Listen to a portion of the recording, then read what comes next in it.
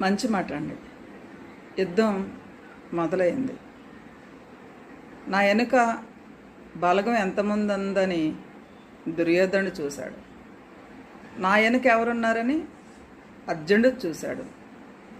బలగాన్ని నమ్ముకున్నవాడు ఓడిపోయాడు, భగవంతుని నమ్ముకున్నవాడు గెలిచాడు. ఇక్కడ తెలియాల్సింది ఒకటి ఉంది. ప్రత్యేకంగా మనకు భగవంతుడు బలాన్ని ఇవ్వడు, మన బలాన్ని గుర్తు చేస్తాడంతే. మంచి మాట. సక్సెస్ స్టోరీస్ చదవకండి, అందులో మెసేజ్లు మాత్రమే ఉంటాయి. ఫెయిల్యూర్స్ స్టోరీస్ చదివితే విజయానికి కావలసిన ఐడియాలు దొరుకుతాయి. మంచి మాట అండి. మాటలే కదా అని తీసి పారేయకండి.